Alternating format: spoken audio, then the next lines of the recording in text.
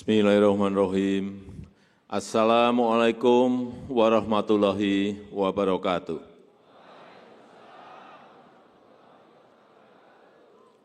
Selamat pagi, salam sejahtera bagi kita semuanya.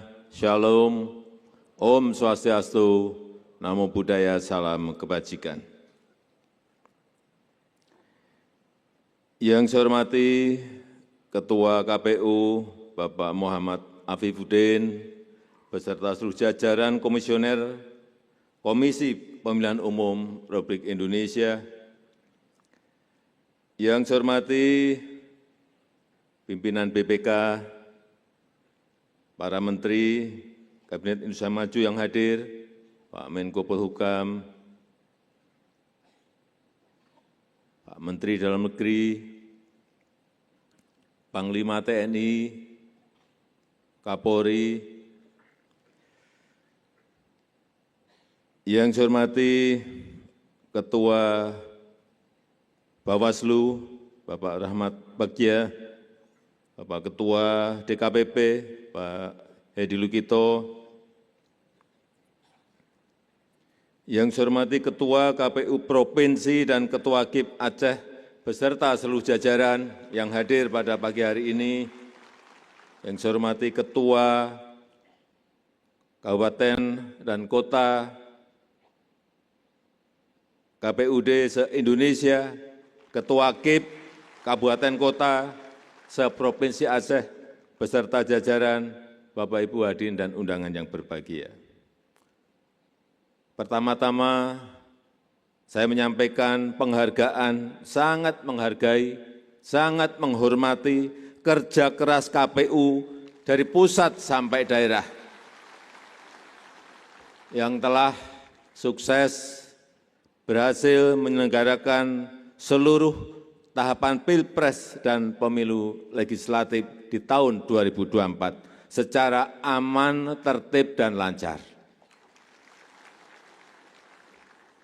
Saya paham betul, menyelenggarakan pemilu serentak itu sangat berat. Pemilu terbesar sepanjang sejarah bangsa kita.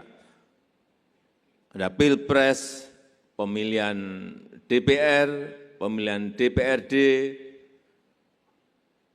pemilihan DPD, kemudian pemilihan DPRD Provinsi, pemilihan DPRD Kabupaten dan Kota, dengan jumlah suara yang sah kemarin 164.227.475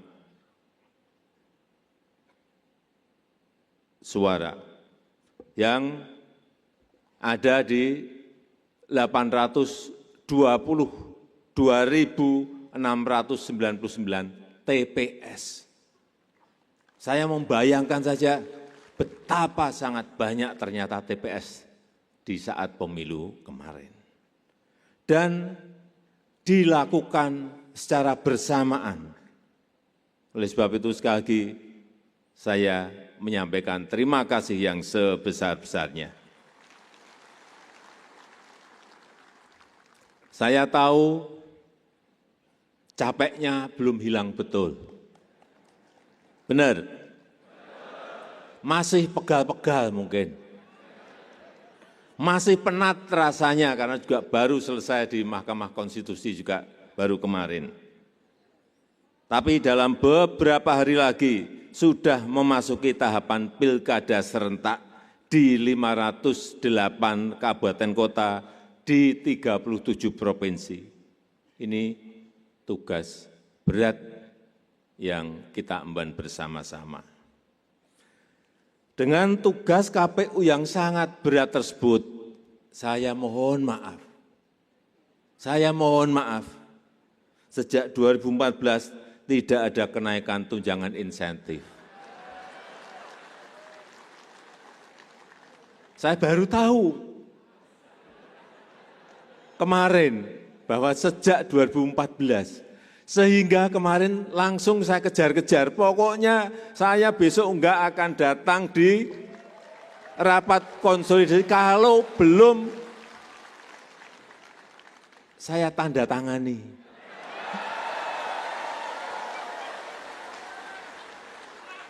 Alhamdulillah kemarin sudah saya tanda tangani.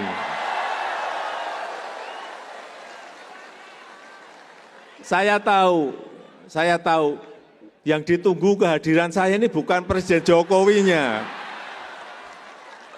Yang ditunggu yang itu, saya tahu. Setelah saya kemarin, waduh, ini sejak 2014. Dan formula kenaikannya sederhana. Hitung, kemudian ketemu, dan kemarin diputuskan kenaikannya sebesar 50%.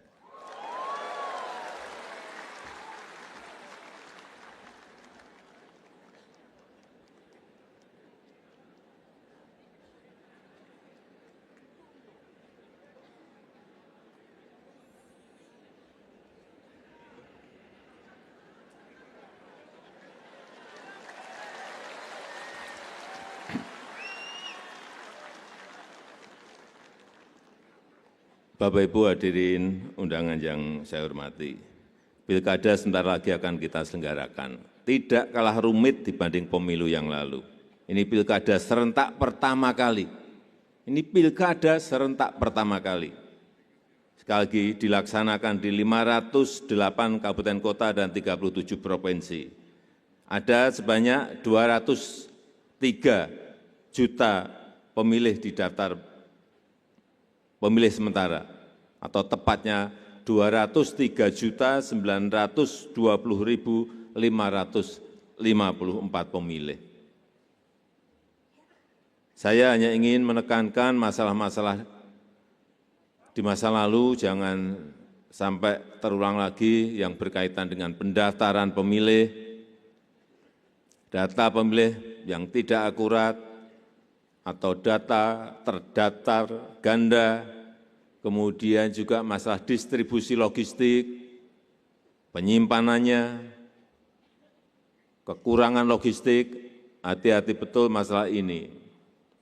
Kemudian masalah pelaksanaan pemungutan suara yang berkaitan dengan kerusakan alat dan surat suara, gangguan keamanan, artinya keamanan dan kesehatan, harus betul-betul kita perhatikan bersama-sama.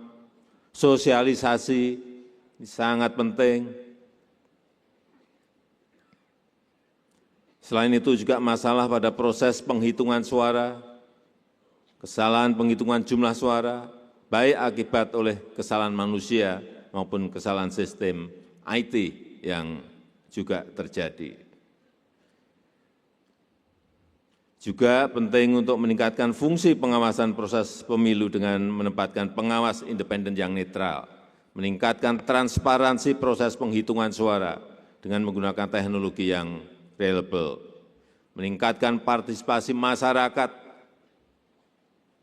untuk mencegah kecurangan-kecurangan yang ada dan menegakkan hukum bagi pihak yang melakukan praktek money politik.